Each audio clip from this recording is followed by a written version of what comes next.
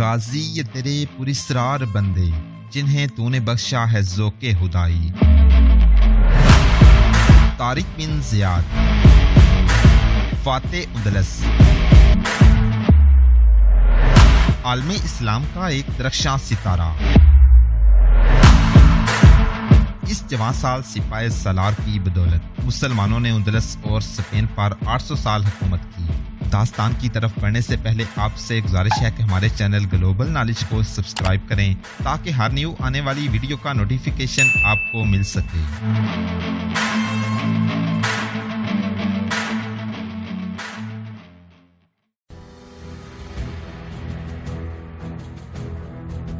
آدھی رات کے بعد اندلس کے جنوبی ساحل کے ایک قصبے میدن سپانو کے لوگ گہری نیند سوئے ہوئے تھے۔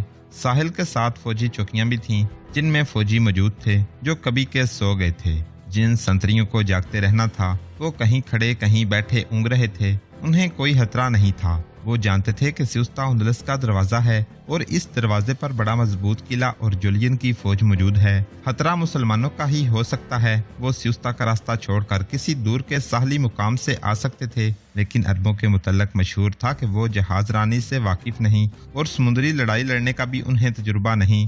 یہ تھی بھی ایک حقیقت۔ وہ اسلام کا ابتدائی دور تھا، سال 92 ہجری تھا۔ عربوں کو ابھی سمندری لڑائی کا موقع نہیں ملا تھا۔ اندلس کی ساحلی فوج بے فکر تھی۔ جولین کی کشتیاں میدن سپانو سے ذرا دور رکیں۔ فوج حکم کے مطابق خاموشی سے کشتیوں سے اتری۔ اس کا کمانڈر اوباس جانتا تھا کہ فوجی چوکیاں کہاں کہاں ہیں۔ اس نے اپنے دستوں کو ان چوکیوں پر حملے کے لیے تقسیم کر دیا اور تیز رفتار حملے کا حکم دے دیا۔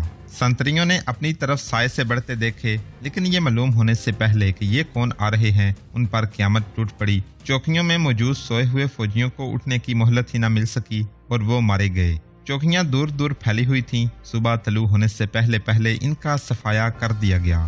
ان میں سے کوئی ایک بھی نہ بھاگ سکا جو کسی بڑے شہر تک پہنچ کر اطلاع دے سکتا کہ کسی فوج نے حملہ کر دیا ہے۔ صبح طلوع ہوتے ہی جولین کی فوج 2-3 قصبوں میں داخل ہو گئی۔ حکم کے مطابق فوج نے لوٹ مار شروع کر دی۔ جولین نے حکم دیا تھا کہ کوئی گرجا کھڑا نہ رہنے دیا جائے۔ اس کے فوجیوں نے بعض گرجوں کو آگ لگا دی اور بعض گرجے گرا دیے۔ شام تک سیوستا کی فوج نے لوٹ مار کا بازار گرم رکھا۔ کوئی خوبصورت اور جوان لڑکی نظر آتی تو اسے بھی اٹھا لیا، اور جس طرح یہ فوج بڑی کشتیوں میں آئی تھی اسی طرح کشتیوں میں سوار ہو کر واپس سیوستا پہنچ گئی۔ جولین نے یہ حکم دیا تھا کہ یہ اعلان کیا جائے کہ سیوستا کی فوج ہے۔ چنانچہ اس کے فوجی لوٹ مار کے دوران یہ اعلان کرتے رہے۔ جب فوج واپس آئی تو جولین نے موسیٰ بن نصیر کے سالار طریف سے پوچھا کہ اسے یقین آیا ہے یا نہیں کہ وہ راڈرک کو اپنا دشمن سمجھتا ہے۔ آپ سالار ہیں، جولین نے طریف سے کہا، کیا میں نے اپنے لیے یہ خطرہ پیدا نہیں کیا کہ راڈرک سیوستا پر جوابی حملہ کرے گا؟ اسے حملہ کرنا چاہیے۔ سالار طریف نے کہا، وہ کیسے برداشت کر سکتا ہے کہ اس کا باز گزار اس کے ملک میں آ کر اسی کی فوج کو قتل عام اور شہریوں کے گھروں کا صفایا کر جائے؟ لیکن کاؤنٹ جولین، ہم آپ کو تنہا نہیں چھوڑیں گے۔ میرے یہ دستے یہیں رہیں گے اور ساحل پر ہر وقت چوکس رہیں گے۔ آپ فوری طور پر ہمارے امیر موسیٰ بن نصیر کے پاس جائیں اور دوستی کا باقاعدہ معاہدہ کر لیں، پھر اس کی اطلاع شاہ اندلس راڈرک تک پہنچا دیں۔ دوستی کا معاہدہ ہو گیا۔ موسیٰ کو یقین تو آ گیا تھا کہ جولین دھوکہ نہیں دے رہا، لیکن وہ اس یقین کو مکمل طور پر پختہ کرنا چاہتا تھا۔ اس نے یہ طریقہ اختیار کیا کہ اندلس کے ساحل سے کچھ دور ایک جزیرے اگیسی راس کا انتخاب کیا اور اس پر حملے کا پلان بنایا۔ اس میں اس نے اپنی فوج کے ساتھ جولین کی فوج کو بھی شامل کر لیا۔ اس مشترکہ فوج کے حملے سے موسیٰ ایک تو یہ دیکھنا چاہتا تھا کہ جولین اور اس کی فوج کس حد تک قابل اعتماد ہے، اور یہ جائزہ بھی لینا تھا کہ اندلس کی فوج لڑنے میں کیسی ہے اور اس کے کمانڈر فن حرب و ضرب میں کیسے ہیں۔ موسیٰ نے اس مشترکہ فوج کی کمان سالار ابو زویا طریف بن مالک المعرفی کو دی۔ ابن مالک موسیٰ نے سالار طریف کو آخری ہدایات دے کر کہا، خود بھی دیکھنا اور اپنے نائبین کو بھی کہہ دینا کہ جولین کی فوج کے کمانڈاروں کو دیکھتے رہیں کہ ہمیں دھوکہ تو نہیں دے رہے۔ یہ بھی دیکھنا ہے کہ یہ لڑنے میں جرأت مند ہے یا بزدل۔ میں ایک بار پھر کہہ رہا ہوں، جولین اپنی فوج کے کمانڈاروں سے کہہ رہا تھا، مسلمانوں کو یہ کہنے کا موقع نہ دینا کہ جولین کی فوج بزدل ہے، اور کوئی ایسی حرکت نہ کرنا جس سے مسلمانوں کو یہ شک ہو کہ ہم انہیں دھوکہ دے رہے ہیں۔ مسلمانوں کے امیر کو ابھی ہم پر اعتبار نہیں آیا۔ یاد رکھو، اپنی آن پر جانے قربان کر دینے والے بہادر دھوکہ نہیں دیا کرتے۔ تم ایک دھوکہ باز سے انتقام لینے جا رہے ہو۔ وہ دھوکہ باز اندلس کا بادشاہ راڈرک ہے۔ तुम्हें पहले बताया जा चुका है कि रॉड्रिक हमारा दुश्मन है। तुम उस पर एक वार कर चुके हो। मैं एक ही बात पर जोर दूंगा कि मुसलमानों को ये तासुर न देना कि तुम बुज़दिल और धोखेबाज हो। वो जुलाई 710 हिजरी की एक रात से जन्म लेने वाली एक शहर थी जिसकी तारीकी में मूसा बिन नुसैर और जूलियन की फौज बड़ी जंगी कश्तियों पर सवार हुई। किसी तारीख में जूलियन की फौज की तादाद नहीं लिखी। मुसलमानों की फौज की तादाद 400 प्यादे और 100 घोड़सवार थे। अगीसी रास बहुत बड़ा जजीरा नहीं था और ये बहुत छोटा भी नहीं था। जासूसों के जरिए पहले मालूम करा लिया गया था कि वहाँ उंदलस की कितनी फौज है और कहाँ है। कश्तियाँ ऐसे किनारे पर रोकी गईं जहाँ दरख्तों और हरियाली से ढकी हुई बुलंद टेकरियाँ थीं। इधर से जजीरे की फौज को नजर नहीं आ सकता था कि कोई फौज उतर रही है, लेकिन सलारे तरीफ और जूलियन के दस्ते अपने आप को दुश्मन से छुपा न सके। ये कश्तियाँ जब खुले समुद्र में जजीरे की तरफ जा रही थीं तो जजीरे के लोगों को दूर से नजर आ रही थीं। कश्तियाँ किनारे लगीं, इनमें से घोड़ों को उतारा गया। पैदल फौज भी उतरी।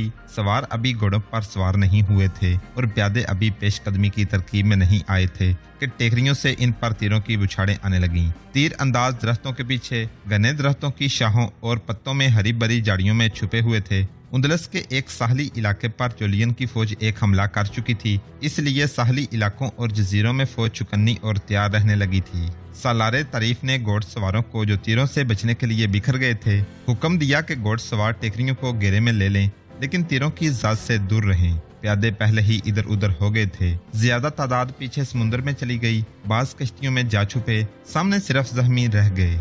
जूलियन के दस्तों का कमांडर ओपास था। उसने भाग दौड़कर अपने सिपाहियों को इकट्ठा किया और उन्हें हुक्म दिया कि टेकरियों के एतराफ से अकब से ऊपर जाएं। सिपाही दौड़ पड़े। तीर अंदाज सामने समुद्र की तरफ तीर बरसा रहे थे। उबास के सिपाही दाएं बाएं और पीछे से टेकरियों में दरख्तों, जड़ियों और घास की ऊंट में जाने लगे तो तीर अंदाजों के रुख बदल गए, बल्कि रुख तकसीम हो गए। उपास अपने सिपाहियों को ललकार रहा था और सिपाही बड़ी जुर्रत से तीरों के सामने ऊपर चढ़ते जा रहे थे।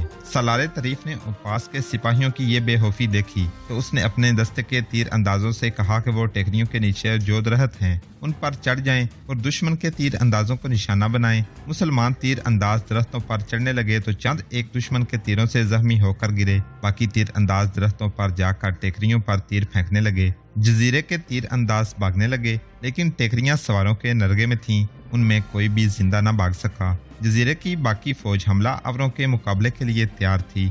सलारे तरीफ ने अपने घोड़सवारों को टेकरियों के पीछे छुपाकर उनके कुमानदारों को एक इशारा बताया और कुछ हदायत दी। दोनों फौजों का तसादुम हुआ। उंदलस की फौज जल्दी मुंह मोड़ने लगी। सलारे तरीफ ने अपने छुपे हुए सवारों को इशारा दे दिया। सवार बहुत तेजी से टेकरियों के पीछे से निकले और सर पर घोड़े दौड़ाते दुश्मन के अकब में चले गए। दुश्मन के लिए ये चाल गैर मुतवक्को थी। सवारों ने अकब से हमला कर दिया और जजीरे की फौज का कत्ले आम होने लगा। मार्का जल्दी खत्म हो गया। इस जजीरे का नाम बदलकर जजीरा उल हुज़रा रख दिया गया। वापस आकर सलारे तरीफ ने मूसा बिन नुसैर को बताया कि जूलियन धोखा नहीं दे रहा और उसके सिपाही बेजिगरी से लड़े हैं। उसने दूसरी बात ये बताई कि उंदलस की फौज में लड़ने का जज्बा कमजोर है और इसकी क़यादत में भी कोई ऐसी खूबी नहीं जिससे हम परेशान हो जाएं। मूसा बिन नुसैर ने उंदलस पर हमले का प्लान बनाना शुरू कर दिया। जूलियन एक नौ मुस्लिम मईसुर रूमी को साथ लिए मूसा के पास आया। मुगीसुर रूमी गोत था। जूलियन मुसलमान फौज के साथ उंदलस जाने के इरादे से आया था। वो मुगीसुर रूमी को भी साथ ले जाना चाहता था। मूसा बिन नुसैर पसो पेश करने लगा। मूसा, जूलियन ने कुछ शिकायत और कुछ गुस्से के लहजे में कहा, क्या अब भी तुम्हें मुझ पर एतबार नहीं आया? मुझे कुछ ऐसा ही शक था। मैं तुम पर अपना एतमाद पुख्ता करने का एक और जरिया साथ लाया हूँ। वो उठकर बाहर चला गया। उसके साथ सिउस्ता से खासा बड़ा काफिला आया था जिसमें उसके मुलाजिम थे, मुहाफिज थे, फौजी और शहरी मशीर थे और उस काफिले में औरतें भी थीं। जूलियन वापस मूसा के कमरे में आया तो उसके साथ दो बड़ी ही खूबसूरत लड़कियां थीं। उनका हुस्न गैर मामूली था। उनके बदन मशहूर कर देने वाली कशिश वाले थे। ये मेरी बेटियां हैं, जूलियन ने कहा। ये फ्लोरेंडा है और ये उसकी बहन मैरी है। मैं इन दोनों को यरगुमाल के तौर पर तुम्हारे हवाले करता हूँ। ये मेरी इज्जत और आबरू हैं। فلورنڈا میری وہ بیٹی ہے جس کے لیے میں نے اپنے ایک طاقتور اور پرانے دوست کو دشمن اور ایک پرانے دشمن کو دوست بنا لیا ہے۔ تم نے دیکھ لیا ہے کہ میں نے اپنی غرض سے دیوانہ ہو کر اتنا بڑا خطرہ مول لیا ہے کہ اتنے طاقتور بادشاہ کے ملک پر حملہ کیا اور پھر تمہاری فوج کے ساتھ اپنی فوج اس کے جزیرے پر قبضہ کرنے کے لیے بھیج دی۔ موسیٰ بن نصیر، میں اپنی یہ غیرت آج تمہارے ہاتھ میں دے رہا ہوں۔ اگر میں نے یا مغیث نے تمہاری فوج کو معمولی سا دھوکہ بھی دیا تو میری بیٹیوں کو لونڈیاں بنا لینا یا انہیں وحشی بربروں کے حوالے کر دینا۔ کسی بھی مورخ نے یہ تفصیل نہیں لکھی کہ موسیٰ نے جولین کی اس پیشکش کو ٹھکرایا تھا یا نہیں، یا مزید کیا باتیں ہوئی تھیں۔ تاریخ میں یہی آیا ہے کہ جولین نے اپنی دونوں بیٹیاں یرغمال میں دے دی تھیں، لیکن شاید موسیٰ نے یہ بات قبول نہ کی۔ جولین نے دوسری پیشکش یہ کی تھی کہ وہ اپنی تمام فوج موسیٰ کی فوج کے ساتھ اندلس بھیجے گا۔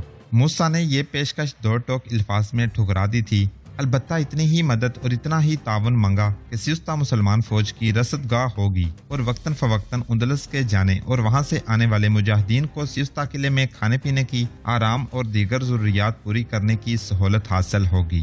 پھر جولین سے یہ مدد مانگی گئی کہ اندلس کے ساحل تک پہنچنے کے لیے کشتیاں اور بحری جہاز جولین دے۔ جولین نے ہر قسم کے تعاون کا وعدہ کیا اور یہ بھی کہا کہ اس کی فوج کمک کے طور پر ہر وقت تیار رہے گی۔ موسیٰ بن نصیر نے اسی روز خلیفہ ولید بن عبد الملک کے نام ایک پیغام لکھوا کر قاصد کے ہاتھ دمشق بھجوا دیا۔ خلیفہ اندلس پر حملے کی اجازت تو پہلے ہی دے چکا تھا، لیکن موسیٰ دور اندیش آدمی تھا۔ اس نے دیگر باتوں کے علاوہ خلیفہ کو لکھا، اندلس پر فوج کشی کی ایک بار پھر اجازت لینے میں وقت ضائع کرنا مجھے مناسب نہیں لگا، لیکن آپ نے ہندوستان میں جو لشکر بھیجا ہے اس کی ضروریات ایسی صورت پیدا کر سکتی ہیں کہ میں اندلس کی مہم ملتوی کر دوں۔ ہو سکتا ہے دو محاذ آپ کے لیے دشواریاں اور ایسے مسائل پیدا کر دیں کہ دونوں محاذ کمزور ہو جائیں یا دونوں میں سے ایک کمزور ہو جائے۔ خلیفہ ولید نے نہایت حوصلہ افزا جواب دیا۔ اس نے لکھا کہ اللہ کا نام لو اور تمام تیاریاں مکمل کر کے لشکر کو روانہ کر دو۔ سالار کا انتخاب سوچ سمجھ کر کرنا۔